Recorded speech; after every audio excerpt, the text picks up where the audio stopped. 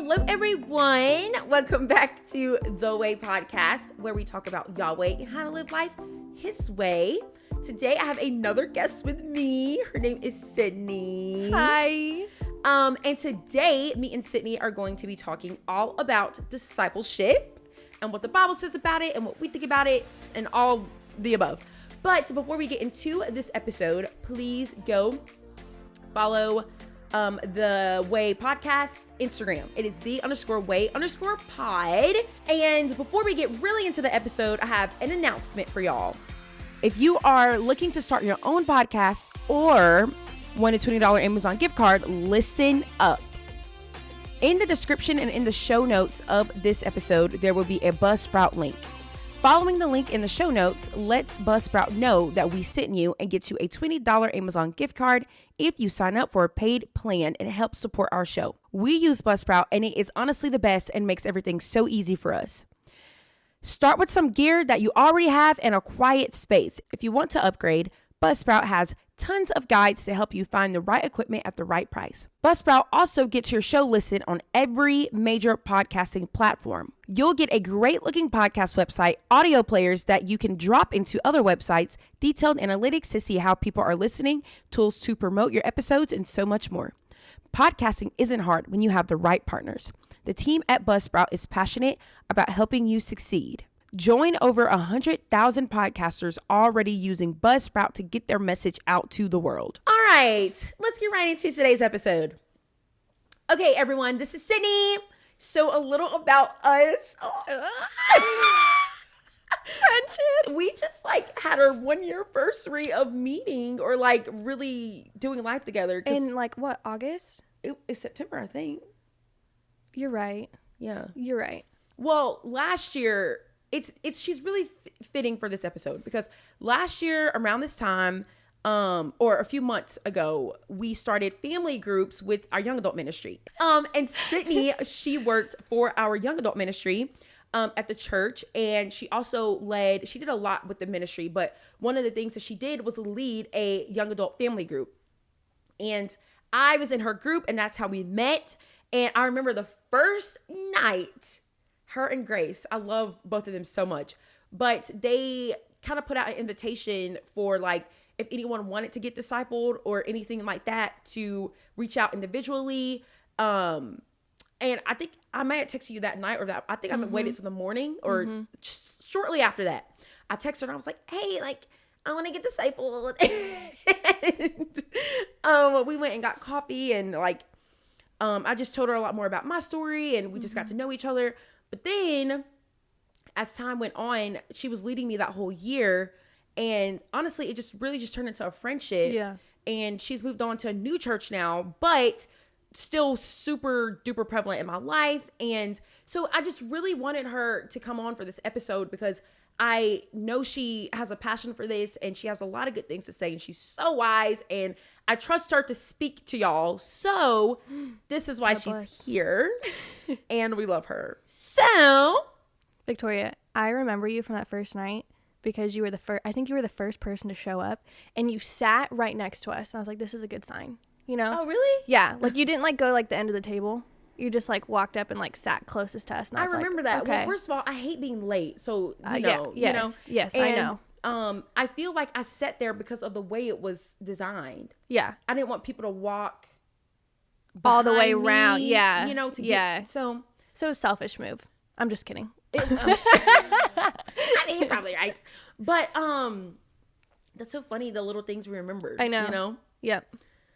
But, okay, my first question for you, Sydney, is what is your definition of discipleship and what does it mean to you? Okay. First off, I was telling Victoria before we started, I was it's ironic that we're talking about discipleship right now because I feel like it's something I'm lacking in my life. So, I mean, oddly enough, this podcast may be just for me to remember the purpose and the importance of discipleship in our everyday life. But okay, so let's break this down. So a disciple is somebody who follows the life, the beliefs, and the teachings of of a person or like a master in something. So for Christians, that is somebody who follows the beliefs, the life, and the teachings of Jesus. So to me, discipleship is doing that together and doing our best to be more like Christ together in our disciplines, accountability, walking and doing life with one another, just as Jesus walked and did life with his disciples. I love that. And I said this, I think in my last episode, but I love just all of the illustrations in the Bible of Jesus's disciples, you know? Yeah. Like, I love that it showed us how closely they walk with him. Yes. It's just so pure, and he didn't have to, like, have them, No. you know? No. But he did it because he's so sweet. I love Jesus. What a sweet, sweet man. He is so sweet. Okay, so why is it important to you, and like what has it looked like for you in the past to disciple people, or when you were being discipled, what did that look like? Yeah. So I think about when I was, 22, and I had moved to Dallas on a whim. And I moved to take a leap into ministry. And I think I was figuring out, I was 22. I was figuring out a lot in life. Yeah. Who's not? I'm 28 and I'm still figuring out a lot Still there. But I didn't really know what discipleship looked like. But when I moved to Dallas on a whim, I moved in with the founder of this woman's nonprofit that I was volunteering at.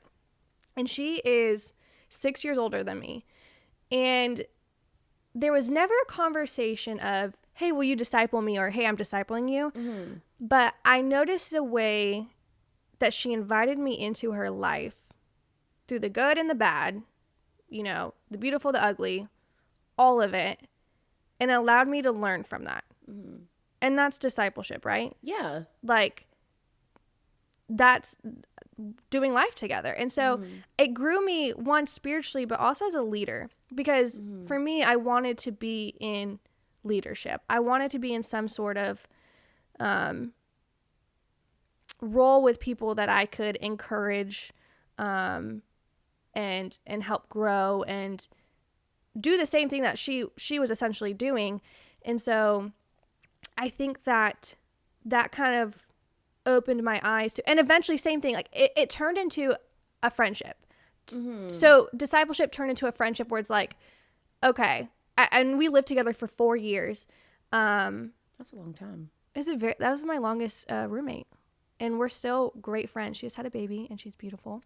But that was the other thing, is like, it's funny now because I'm like, this is like full circle. Like, she's 6 years older than me. She had more life experience. She was in leadership in nonprofit world and all that, and figuring out dating in your late 20s and the struggle of, wanting to be married and wanting to have a family and like all that you don't think you ever are going to experience. You think like, at least for me, I'm going to get married young, all that. And now I'm her age that she was when I moved in with her, and I'm living out these things that I watched her live out. And I feel like that was so intentional of Jesus to do that. 1000%. Preparing the way, knowing that you were going to be in her position. Yeah. So he was giving you someone literally to like prepare you for it, you yes. know? And it's so funny because like I still I reach out to her because she's married now, has a baby, like living her dream, like, but I was there through the hardship with her. And I watched her walk through that valley.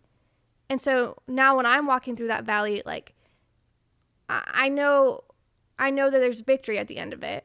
Right. Because I get to watch her experience victory and how she handled the situation and everything that life threw at her in your late 20s, early 30s. And so it's just full circle. And it's funny now because my roommate is 6 years younger than me. That is true. So it's just like, I'm like, oh gosh, please don't watch how I do my life though. I'm just kidding. Oh my gosh. So what does it look like for you when you've discipled someone? And I know you've said like, just doing life together, but like, yeah, Do you have examples? Or? No, yeah, that's good. I'm thinking of like, how do I word this? Like examples. I think people, our excuse so often in this day and age is busyness. Oh yeah. I'm just so busy. Mm-hmm. Oh, let me look at my schedule. Like, and I'm so guilty of that. So guilty of that. But I think the best part of discipleship is you're literally inviting someone into your life. So you're not carving out time for that person. You're saying, this is my schedule, my life. Right. Come join me in it. Yeah. So you can't use busyness as an excuse because, oh, I'm running to the grocery store and you want to hang out. Will you come with me? Yeah. I'm going to grocery shop and we can talk at the same time and we can hang out. So that's something I've done with people in my life is like, hey, I'm doing this. Will you come with me? When I asked Sydney to disciple me, like last year around this time, we had like our first initial coffee date, but then she knew like a dream of mine was ministry, and she was in it, and so she literally did what she's saying. Like she asked me to come in early, and I would come in early and do ministry with her and set up for the nights, and it was really fun. And so I do feel like a big part of discipleship is literally like, this is what I'm doing. Yeah. You can come at this time. We can do it together. Yeah. You know? I remember inviting you to like prayer meetings in the morning. And yes! But that, Victoria, that's a good example of like, you also have to be willing to put it in the work to that's true. Be discipled. You made the commitment to get up, what was it, 7:00 prayer meeting? 6 something to come in for prayer. Oh my God, I'm going to cry. That was so sweet. Or, like, okay, we're doing an event, come in early. Okay, you had to, figure out how you're going to get there early and come help set up and be there for the long haul. Yeah, that is true. Because I do feel like a lot of people, like I know for me, for instance, on my social media, I get a lot of just comments of saying like, I don't have friends. Like, how do I make friends? Like, oh my gosh, you have such good friends. And I'm like, you got to get up and walk. Yeah. Like you have to go put out an effort to go make friends. Absolutely. And I saw a lot of times those people would, the same people would be commenting, they don't have a church home, or they just don't have anywhere. They don't go, they don't do anything, Yeah. I'm like, how are you going to make friends if you don't leave your house or are not plugged into community? Yes. But the same goes with discipleship 100%, because it is a two-way effort for sure. Yeah. And that's the other thing too, is like, I often hear like, and I have been guilty of this, like in my early 20s of like, well, nobody's asking to disciple me. Go ask somebody to disciple you. Pause. Do y'all know how many people I've asked in my church to disciple me? I've texted or mentor me. I've texted so many just like older women in the church, like, I need mentoring. Yeah. I need somebody older and wiser in my life. What do I do? You know? And so like you just have to be proactive. But that also makes me go into my next question is, what is the difference between mentoring and discipleship? That's a good question. I mean, they go hand in hand. They are similar. I think discipleship goes deeper. I think that mentorship really is carving out time to sit with somebody, whether that's going to coffee, going to lunch. It's the typical Christian coffee date. Right. That is mentorship. I also think it's like more of like, I have this issue, I need to sit down and talk with somebody, which is not bad. We need that. That is Christian community. However, I think discipleship is taking it a step further and saying, walk with me, which is what Jesus did. Like, it is, I think about, coming into the home of somebody that's a disciple and seeing how they live their life. If they're married, seeing how they might have an argument with a spouse. We are imperfect people. We should not, it's the typical Christian, let's put on this mask and pretend like we're perfect, and then we'll invite someone into our life. No, like, I want to see the way somebody struggles with something and works through it. Like I told you, my roommate, and struggling with singleness in her late 20s. I want to see how you walk through that. I want to see how God comes through with that in your life. And if we're all putting on this mask and trying to be perfect, which sometimes I think mentorship can be that way, of like sitting down and like looking for a specific answer, getting a specific answer, and then like ending it there, where it's like, no, I want to walk through this with you. Mm-hmm. I want to see the outcome with you. Yeah. I want to be there for the valley and the mountaintop experience. Mm-hmm. Like, let's learn from one another. Yeah. I feel like it just walking through both, like I've been discipled and I've been mentored. Yeah. It's a very different dynamic because almost with discipleship, like you said, you're doing life together. So it's a lot more fun. Yeah. Than being mentored. Mentored, it's almost like a therapy session. Like you're going to sit down with this person. Yeah. You're probably going to, they're going to be like, how are you doing? Yes. You know, spiritually, mentally, physically. Yeah. And you really just like talk about your life with the person who is mentoring you. Yeah. Whereas like discipleship is more like you're doing life. Yeah. You know, and so it's kind of like they kind of go hand in hand, but there is a difference. Yeah. But here's a question. Okay. I didn't put this on the list. Oh no. What would you say to someone who is trying to figure out, should they be seeking a mentor or a disciple person? I think we should always aim for discipleship. And like I said, they can go hand in hand. They can. So I think more, and it's a chain effect. Mm-hmm. You know, if I was discipling you, you're also discipling someone else. That person eventually is going to disciple someone, depending, you know, we're all going to keep discipling. Right. It's going to be a snowball effect. It's just going to keep rolling. And again, mentorship is needed. It's healthy. It is. Yeah. But I think we should always strive for being more connected and inviting people into our daily lives. Mm-hmm. What do you have to say about, I feel like a lot of times churches don't talk about, like, of course, everyone talks about the Great Commission, you know, go make disciples, Matthew 28, whatever. Yeah. Which is great because that's what the word says about disciples. But like, what do you have to say about just it really not really being a black and white conversation in the church? Like pastors don't talk about this. Like, they say go and make disciples because that's what the Bible says, but then they don't tell anyone like what that means or how to do it. Yeah. You know? I think like one thing to challenge the church is, are we building disciples and building spaces for teaching in that, or are we just putting on events and people show up and then leave? Yeah. I mean, I just got convicted. I'm not even the church putting on the events. Events are good. Yeah. They're needed. But are people coming to an event, having a mountaintop experience, and then leaving and not understanding how to go out and make an impact, how to go out and, you know, I think of Jesus when he came to Peter and was like, follow me, I'll teach you how to fish for men. Mm-hmm. Mm-hmm.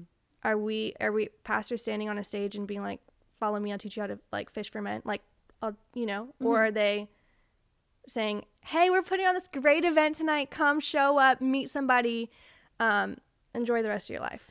That's why conferences are so dangerous, because they're amazing and they're great. But I know for me, a few years ago when I was going to conferences when I was a new Christian, and like you go and you experience just this crazy high. Yeah. It's just like, whoa, like I love Jesus. Yeah. I feel like I am in heaven right now.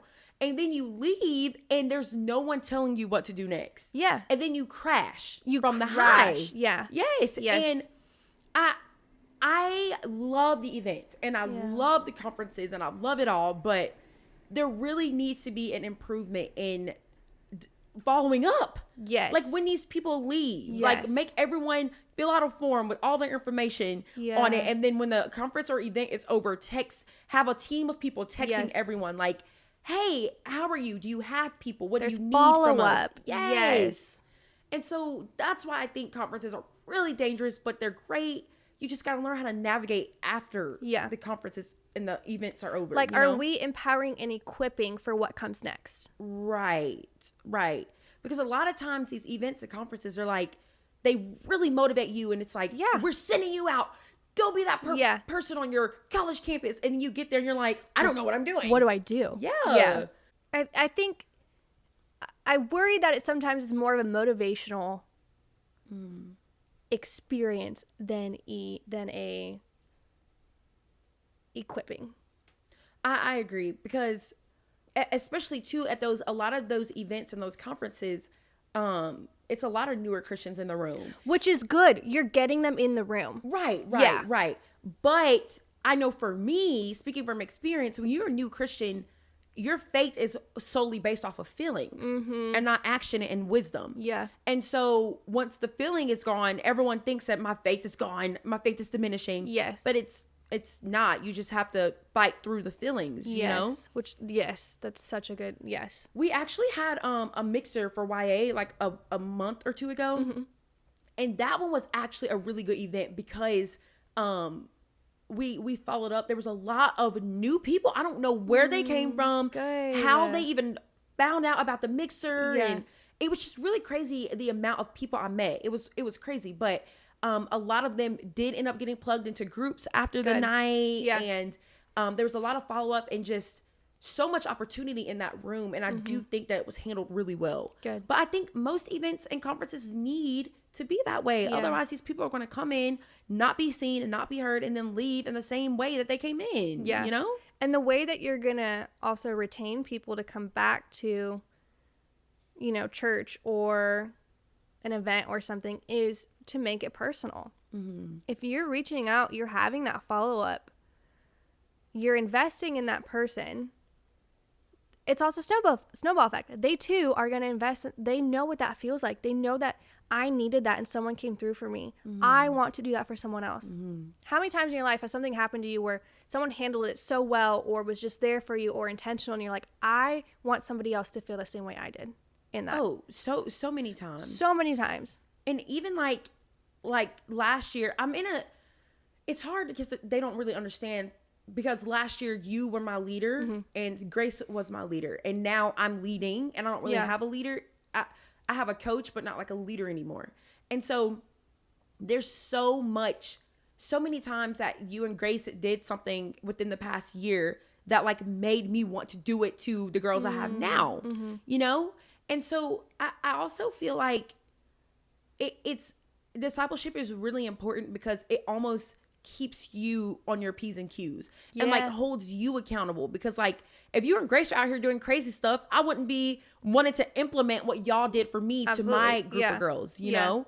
And so I don't know. I just truly feel like there's just so much good in discipleship, but it's just so misunderstood and underrated and not talked about enough, you know? And again, I think the biggest misconception is time. Thinking that you have to invest all your time in this person when it's the opposite. This person is coming into your daily schedule. That's so true. Okay, this is a good question. Okay, I'm nervous. In times in your life, like you lacked discipleship, how did that make you feel? Like, how was your spiritual walk? And like, you know what I'm saying? Yes. Like, how did that affect you? That's good. Well, I think like I'm walking through this now. This is something that I'm experiencing now. And I think, let's normalize starting fresh in the same place. Like, let's normalize. I started fresh in Atlanta. I moved here, had my whole life, hit the reset button. When I hit the reset button, I think I lacked in finding, one, somebody to disciple me, and two, somebody to disciple. Like last year I had you girls. I had that. And I think even about when I had younger girls in California that I was keeping up with and discipling, even from afar. Like, I'm not inviting you into, and maybe that's more mentorship at that point because it's long distance. Right. But I think I've noticed in my life, like, just kind of craving that again in wanting to, I think, grow as a leader. So I want to walk alongside a leader, female leader, older, wiser. And so I think there's like almost like a longing in my life for that. and I want to grow deeper in my spiritual disciplines, and I think that is always stronger when I'm being discipled. I have an example. I mean, I've always had an example. I open the Bible right there. Jesus. Like, he is our perfect example. Yeah. But to have someone here that I am doing life with is so much more effective in my life personally. I feel the same way. Like, when I feel like I'm lacking discipleship, it's like I just need, like, a lot of times, and you know me, I'm very emotional. And so sometimes I don't want to call a friend. Yeah. I want to call someone who is just a little bit wiser and older. Yes. Or Yeah. just like, I don't know, someone that is like, I don't know. I just feel like sometimes I don't want to call a friend. I want to call my discipler or my mentor. Yeah. You know? And most of the times I do call my friends because y'all are great and, like, you know, speak wisdom into me as well. But I don't know. I can't explain it. It's just something that you yearn for. Yes. You know? And that makes me realize, like, that's how we're designed. Oh, yeah. It's a longing. Like, we're designed for that community. That's so true. Oh, my God. Wait, do you think that's why Jesus is making us make disciples? Because he knows that we need it and we yearn for it and that we're made for it? Community is so important. I've never thought of it that way. And you know the best part, Victoria? I love the series The Chosen because I think it puts into perspective just the personalities of, I know growing up, like, in my mind, every time I read about a character in the Bible, like, they were so perfect to me. Especially the disciples. I'm like, you had to be so perfect. Jesus picked you. Right. And it's like, no. And I think The Chosen, like, puts that into perspective for me because I'm like, oh my gosh, like, Simon Peter had issues, man. Like, but Jesus still picked him to be one of his 12. Like, we are so imperfect people. And if they were striving to be like Jesus, which is incredible, they had the most perfect example. But if you strive to be like me, I'm going to fail you. Yeah. If I strive to be like even my pastor, he's going to fail me. We just need to have examples in our life, which is people, and want to be more like Jesus together. Yeah. I totally forgot what the original question was. Oh, how did it affect you? But you already answered it. Okay. Yeah. So I just went on a tangent. Yeah, But, okay, yeah. And how we were designed and yeah. Jesus made it and stuff. Yeah. And Jesus picked the most all over the place people to follow him. Recently, I was doing a Bible study on Matthew chapter 1. I think it was Matthew chapter 1, where the genealogy is like that whole chapter. Yeah. And I think I was using enduringword.com as like a resource. I love Enduring Isn't it the Word. best? I love that place. Listen, here's a plug. Yeah. Enduringword.com, schmoop.com. Schmoop? Yeah. Schmoop. Totallyhistory.com. Those are my top 3. I love them. But I think Enduring Word was the one that had about the genealogy and like broke down everyone in the Jesus bloodline and how horrible everyone was. Yeah. And how the point was like Jesus used imperfect people and he was still made from all these imperfect people and this imperfect bloodline, you know? And so anyways, that's just an encouragement for anyone out there that thinks that you need to like clean up to approach the throne. That is the enemy, 100%. Or to disciple. 100%. I had a real moment this past week where, you know, I lead a team at Live, my church. And I had this moment of weakness come over me where I was like, I'm going to call Kevin, who is our experienced leader, and tell him that I need to like step down for a while because like, because I just feel so erratic in my life. And not that I'm like living this life of wild sin, but it's like my mind, like, am I spiritually healthy enough to lead people? And I kind of had this like moment with God where he's like, I chose you because you're imperfect, but you're always wanting to be there for other people. You're always wanting to grow and be better. This is how you strengthen your leadership in moments like this. Like, you don't need to step down because you don't feel like you're good enough. I didn't pick you because you're good enough for this. I picked you because I knew that you would be the right fit to help other people experience me. And I think like I put a lot of pressure on myself to be this perfect person for my team, or to try to seem like I have my life together. And it's like, no, like my mental health is not the most perfect thing right now, but I'm pressing into that, and I'm using that as example to figure out, you know, how the Lord is using that, knowing he's using that. We're never going to be these perfect people to follow. And again, if you choose to follow everything that I do, I'm going to fail you. Right. I also want to say too, this last year where Sydney led, she went through some crap, like some hard year crap, y'all, and just lost and hurt, and just, she went through so much. And she still led us through and discipled us through everything she was going through. And I think the thing that impacted us the most was that she would be so open and vulnerable to tell us what was happening, instead of trying to put on a face and act like she was just this perfect little discipler leader person, you know? Yeah.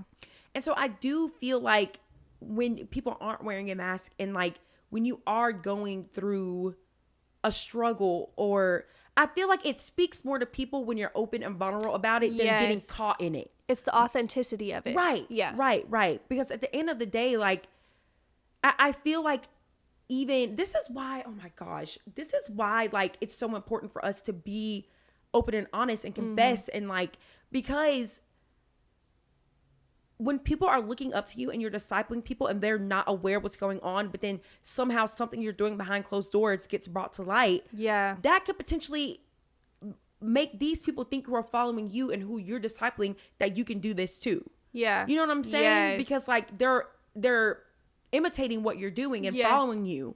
And so it's just like, if you're open with stuff that you're struggling with, instead of it coming out, like, I feel like it speaks more to the people who are following you. Yeah. But also, you're supposed to be following Jesus, but like, you know what I mean? Yeah. But I don't know. I feel like if you're putting on a mask and not being open with what's happening, it can do more harm to your ministry than good. Yeah. You know? Well, especially because we can't hold people on a pedestal. Right. If you held me on a pedestal because I seemed like everything I was doing was perfect, and then something came to light of something I did, you'd be like, well, one, am I allowed to do that? And two, do I really trust this person? Because this whole time I thought she was this way. And she stepped off the pedestal, and now am I supposed to look to her, for example? So and that's why I know we're technically not supposed to do this, because it was like part of like the coaching and like tips and stuff of being a leader. But like, because when we lead our groups, our young adult groups, we're the leaders. So like, it's kind of really not a space for us to get poured into. Yeah. But every time we do prayer requests, I'm like, y'all need to pray for me. Yeah. Like, pray for me for this, and this, and this. And like, sometimes we're not, it's kind of, you know, frowned upon, but I don't care. I want my girls to pray for me. I don't think that's frowned upon. I need prayer just like the rest of us. Absolutely. You know? But I don't know. Some people be like, well, maybe you should just talk to your co-leader about it and tell them to pray for you. I'm like, no, I need the whole room praying for me. And, anyways, I think that's unity too. Like, I think about when we used to, I think I started implementing this at the end, but we used to write names and put them in the basket, and then everyone like picked out a person to pray for or to connect with. I always put me and Grace in there because we're part of this group. Like, true. If I take us out, I'm saying y'all need the prayer, y'all need the connection, but we don't. No, we still need it. We still are a part of this. We're together in this. Yeah. Do you have any last words of encouragement, or got some golden nuggets you want to leave them with? Golden nuggets. I think I just want to encourage you to find somebody to do life with, to be discipled and to also disciple. You never know the impact that you're going to leave with somebody who's then going to impact someone else with like your golden nugget of wisdom or how you did life. Like Monica, my roommate, who inspired me when we lived together for 4 years, has taught me a lot in the way that I live in my late 20s. I never know who's seeing me live my life and is going to implement some of the wisdom or the how I handle mountaintop experiences or valleys, and then take that on into their own life and encourage somebody else in that. You just never know how God is using you. That's and I think so we true. even talked about this today with what you're going through right now, is like, it's so easy to be frustrated with something and to walk away or to, but people are watching you. And if you step in and you encourage in a hard time, that's encouraging other people. It's a snowball effect. I know I've said that so much on this podcast, but you just never know the trickle of what's being left behind of your season. That's so true.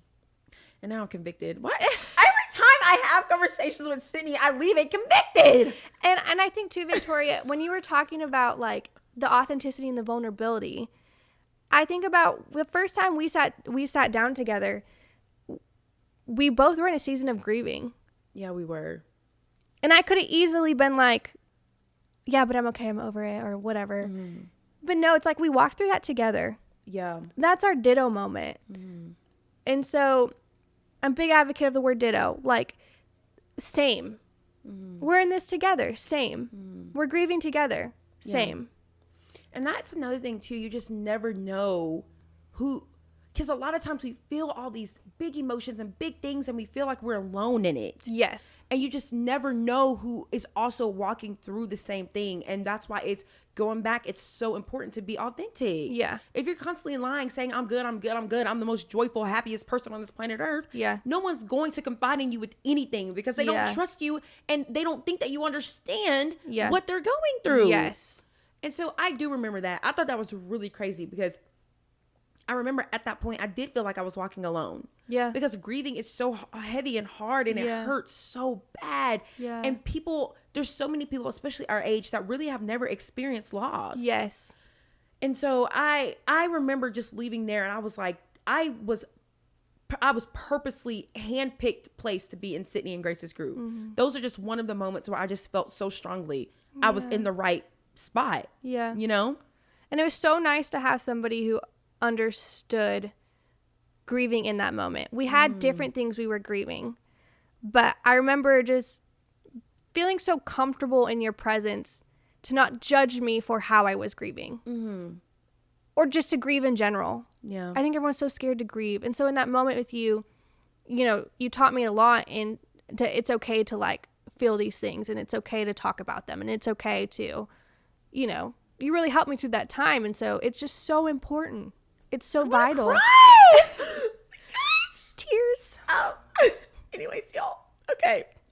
I don't know if I have any last words. I think I've said it all. I think I said my piece too. You did great. You did great. Oh my gosh. All right, y'all. Oh, I want to plug Live. So if you're in the Atlanta area, and you're looking for a new church, Live with Amen. 2 I's, right? Yeah. LIV. They are a new church plant. And where do y'all meet? We meet at oh my gosh, I'm going to butcher this. Pastor Mayo, don't listen. Riverwood International Charter School in Sandy Springs. Okay. I think that's what it's called. Hold on. Yes. Okay. It's Riverwood International Charter School in Sandy Springs. We meet in their auditorium. What time? 9:30 and 11:30. Okay. And it's a great time. And just come get your wisdom, come worship together. Something I'm going to plug Live too. Something I love about Live is it's so community based. They're big on mentorship and discipleship. Like so many opportunities created to come and be a part of something bigger than yourself, but also have that follow up. So if you're looking for family, you're looking for friends, come check out Live. And yeah. I love my church too, but I talk about it every episode, so they don't need to hear about my church anymore. But also, y'all, I've hung out at Sydney's house a few times with some Live people, and I literally love them so much. And so they have like the best people ever. I mean, I feel bad because like Passion does too. I just feel bad because I feel like I'm like not plugging my church, but I do all the time. Yes. Anyways, I just want to say Live, the people I've met from that church so far are just phenomenal people, and I feel like I've literally known them my entire life, and literally only hung out with them like 2 nights, but they love you. It's a sweet.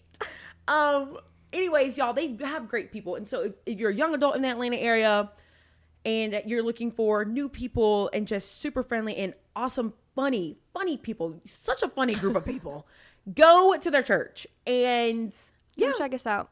Yeah, come check them out.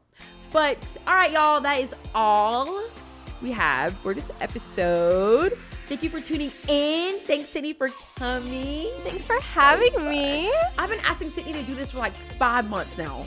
So I'm finally happy that we finally found the time to sit down and do this. So just know this has been on the agenda for like literally 3 or 4 months. Yeah, and thank you for letting me wear my sloth Christmas socks. Oh my gosh, and thank you for bringing me tea. Oh my gosh, big advocate for tea. Harney and Sons, drink up. It was so good. But all right, y'all, I think we'll talk next week. Actually, we definitely will talk next week. But all right.